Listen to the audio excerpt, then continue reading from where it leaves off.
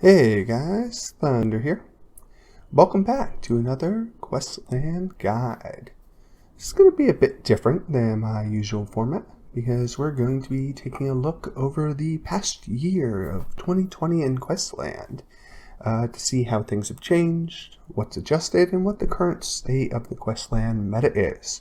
So we can get a good sense of kind of what we're looking at in the game and where we think it might go. It's always important to take some time to reflect on these things.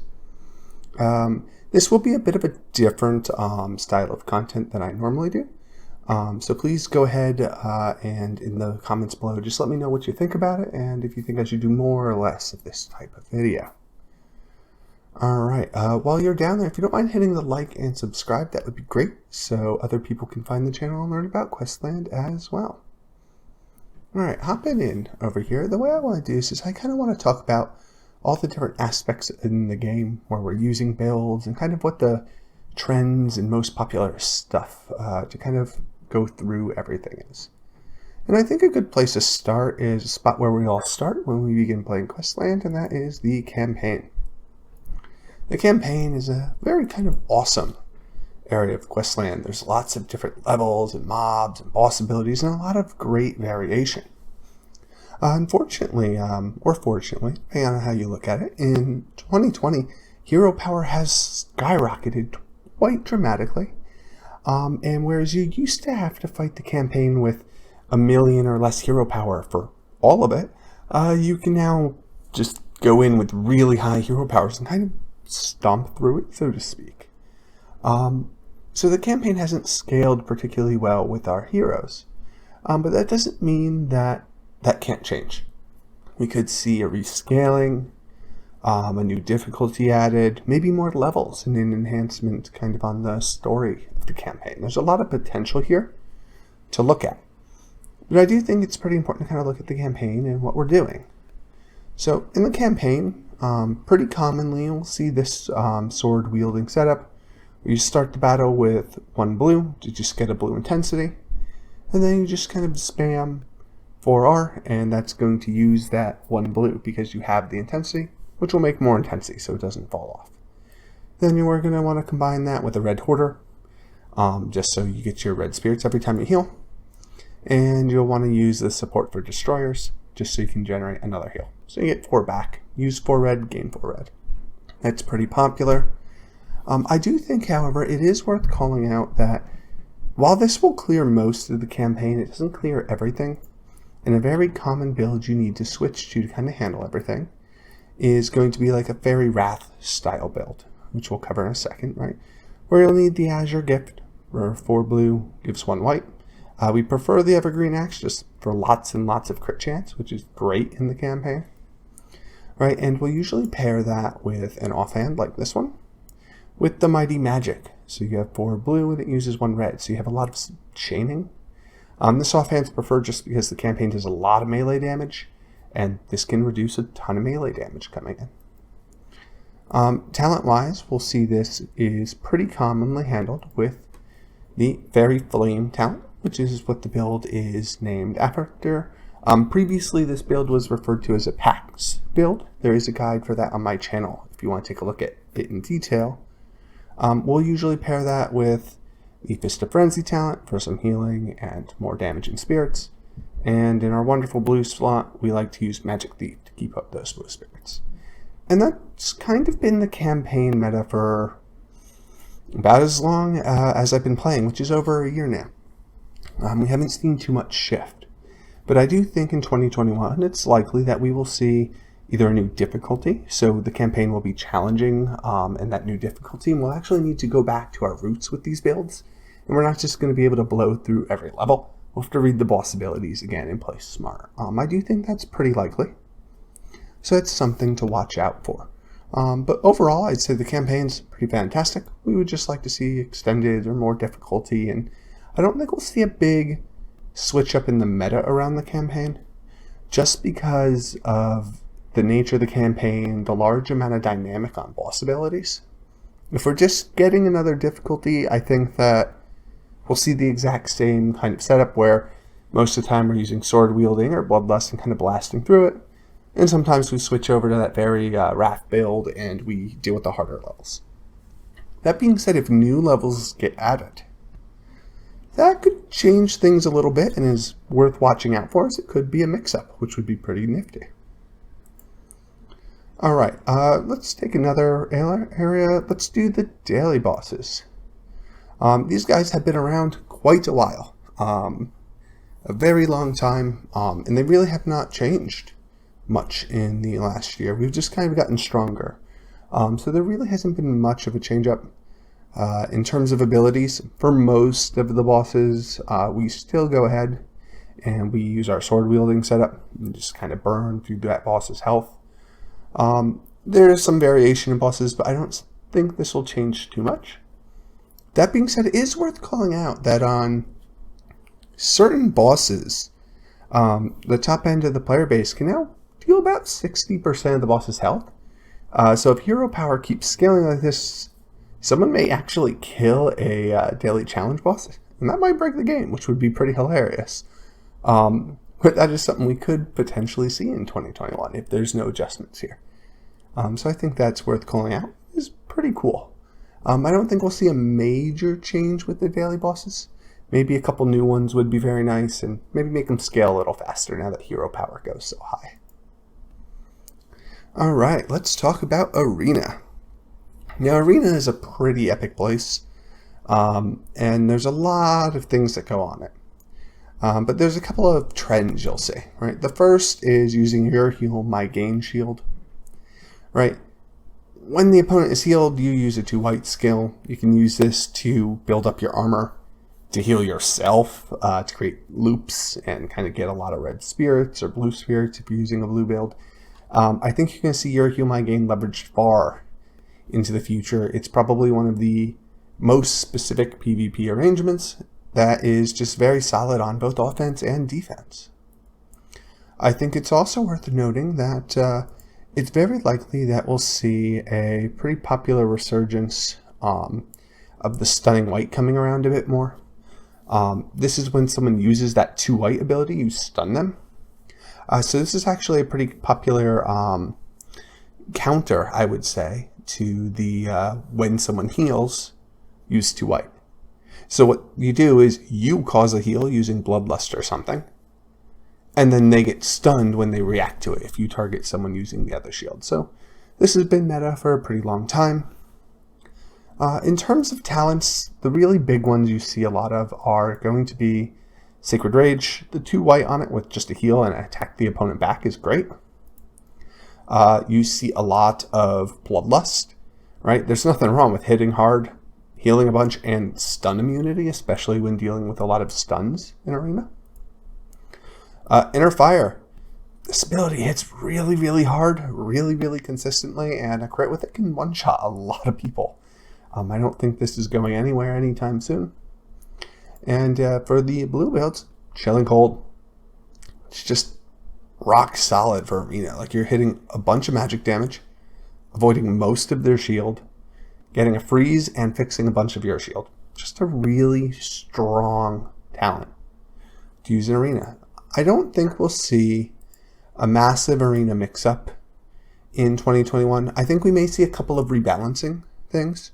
For instance, I do believe we might see a bit of a change around the Booming Turtle build. So that's using the Booming Blade style with the weaker body, stronger magic ability. This just lets you spam a bunch of blue spirits and just kind of go all in on someone with a Chilling Cold kind of build with no healing. It's been quite a big meta mix-up because what this really did was allow players who are dramatically weaker, we're talking like 1.5 to 2 million, sometimes even more hero power gaps to actually kill someone higher than them. So I would expect the devs to potentially do something about this style of build to bring down its power curve just a bit. And I do think Arena, you might see a little bit of a balancing in the opponents you can find. So there isn't such a large range of people players that you can actually target. But I don't think in terms of like fighting and targeting people in Arena, we're going to see that big of a change. So I think it's going to kind of be our same style of builds moving forward. Now, let's talk about battle events, as that is a massive portion of this game. And we already know that there's a mix-up on the guild boss coming. And I think that, yeah, this is closed right now. But we all know our standard kind of battle event builds, right? You're all going to go and fight the boss, maybe with Bloodlust here, and switch to Elevation at a higher level for a red week. And on a blue week, you'll bring out your Oathbreaker Truncheon, which I have over here. And these weapons will actually go ahead and let us get into that turtle build using the same heal to generate spirits, and using, once again, the Mighty Magic Shield to trigger those heals for more spirits.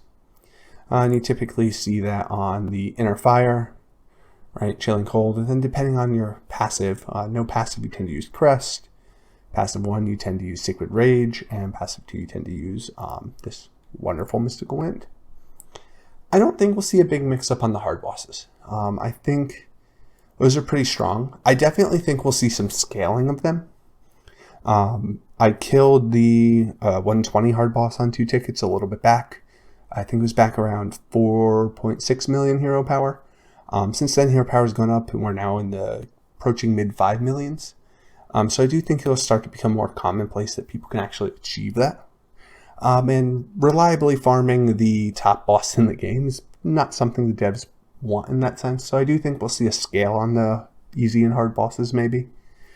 But in terms of the style of those bosses, I don't expect a big mix-up. But the big topic is really the guild boss. They released a little bit of information a few months back. Hopefully we'll see some more in the start of the new year. But it's looking like we'll start to get our own solo boss. And the level and the points will be shared with the guild. So as someone levels up the boss, you have the higher level, but it's your own instanced boss. So when you deal damage to it, it's just your boss you dealt damage to. It won't be a shared health pool. Which is interesting because that's going to change how we fight the boss pretty dramatically. We're actually going to be thinking that this is a lot more damage oriented than before. A lot of the times with the guild boss, it was really about pushing your health really high so you can survive the attacks and live a long time to deal a good chunk of damage. That's not really the case with this new style, where it has damage thresholds you need to beat and you get points for passing them. So when you look at that, what that really kind of boils out to is it means that we're going to be seeing a lot more of a damage focus. So putting all your eggs in one basket for health, while that used to be the strategy to kind of get that survivability up, probably won't be what we need in the future. We're probably actually going to see a lot stronger attack reforges on warrior builds. And I would actually not be surprised to see mage builds make a bit of a comeback. Although they'll be just about as okay on the red weeks, maybe less desirable just due to the attack. On the blue weeks, if damage is the focus, a mage build can put out some pretty respectable damage numbers with that really high magic, right? You can reach, just like you see here, I have 1.8 million attack. You could come over here and have 1.8 million magic and deal quite a lot with the Chilling Cold setup. So I do think that mage builds will actually see a bit of an increase in popularity when it comes to the guild boss. So you'll probably actually want some of your guild members in warrior arrangements and some in mage arrangements. Unfortunately, with the damage focus, I think that means tanks are kind of out. You're not really going to want your reforge scaled into defense when it's all about kind of those DPS numbers you can put up. So I do think that's going to be a pretty big shift in the meta. Depending on how they implement it, we may also not have the instant kill on the guild boss anymore. So we may not be seeing some of these res weapons and some of these strategies we've previously had to use in the past. So I do think that is definitely worth looking out for. I think in 2020, it's also worth looking at a bit more than just the build arrangements we're using. I've talked a lot about the weapons and the talents, but let's talk a bit about the gearing meta. For a long time, it's really been all about that warrior setup with health, right? Attack and health were the two strongest stats in the game. Attack was deemed the strongest attack because the red boss actually has a DPS timer you need to beat, right? Whereas the blue boss didn't, so magic wasn't needed. Defense has some survivability properties, but the red and blue boss have huge defense penetration, so you tend to want to focus health. Since your warrior gear comes with a convenient attack and health boost, well, you tend to want warrior gear. And that's kind of been the way things go. Now, one of the big changes is, in the last year, we've really been looking at artifacts. We've been looking at artifact orbs, artifacts going up to tier 5, right? We have a lot going. But what's also been a big shift is the change in how these link. And even more specifically is the fact that we now have health collection items.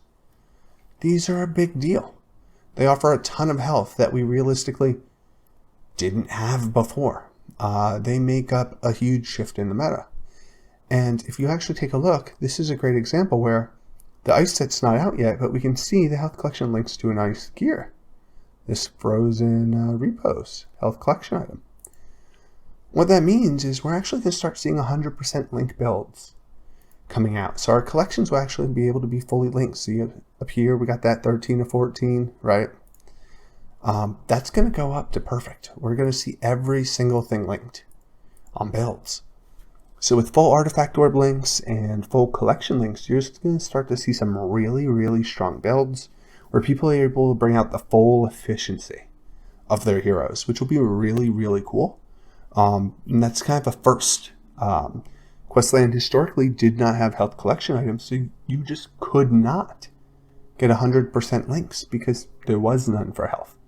Now we're finally getting there. That is fantastic and exciting for a ton of players. Very interesting there. Now that does mean that you can have balanced builds, which is when you equip a full set. You can have specialized builds, like here's a warrior specialized build, all warrior pieces. Mage or tank specialized builds, all at 100% links. It's going to be a really interesting place to be playing. What that's going to bring out? Not sure, but you're also seeing that with the reduced emphasis on health, right? And the increased emphasis on attack, mages and tank builds aren't going to be lacking nearly as much health as they used to be, right? You're kind of getting past a lot of these damage thresholds in most areas of the game besides the tower where health is critical, right? If it's all about DPS on a lot of these bosses, you're going to see that DPS factor kind of start to shine through, especially with health collections bringing up the health values. So this may make the builds on a bit more of an even playing field than we've ever seen before. So some cool things could come out of that. So keep an eye there. All right. I do think the place I didn't talk about is really the tower. The tower is most easily accessible from warriors and mages right now. This is boring because I killed it all, but on your typical warrior build, you're going to just approach the tower by using Bloodlust most of the time, like this, so you're not affected by stuns, you have plenty of healing. And then when you hit a really bad level where you need to target a ninja, you just swap this to Inner Fire for direct damage. And that's kind of warrior playstyle. The mages right now are kind of chilling cold all in.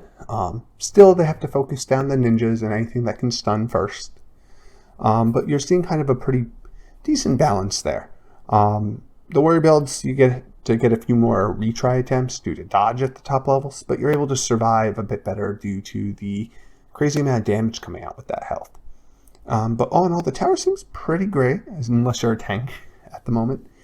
Scaling out your defense really doesn't increase your survivability that much, mostly due to the crazy amount of magic penetration on mobs. It's really just the downside of defense right now. It's very easy to get hit to your health pretty hard with your defense being ignored. So that's kind of worth calling out.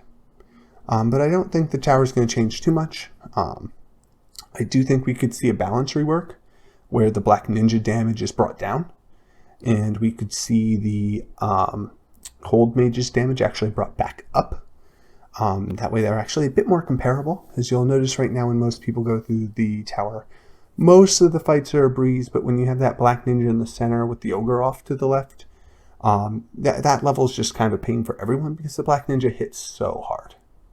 And you really just have to two-shot him or you lose the level. So you kind of get this reset spam until you get the right spirit combination and no dodges. And that's just the nature of the tower right now, so it's not too crazy. I don't expect that to change a lot. I do think that we could see another shift in Questland with the idea of pets they've brought up. And there hasn't been a ton of detail about pets yet. We do know from very old versions of Questland, you'll see a screenshot with down over here in this right-hand corner, there was a pet slot. We've heard potential ideas and things about them having abilities and bonuses. They might be able to cause a very big meta mix-up with those, so we'll have to see what happens. So I do think there's a lot of cool potential coming in 2021 with Questland. Interested to see where it goes. Alright, that's all I have for kind of a meta review today. I hope you all enjoyed this once again. I guess thank you very much for watching to the end. This is a bit longer on my videos. Give me a comment. Let me know what you thought. And please hit the like and subscribe so others can find the channel and learn as well. And if you haven't, please check out my Patreon, where I have lots of cool perks and other things, and I release early access to all the new meta builds coming out. Alright, Thunder out.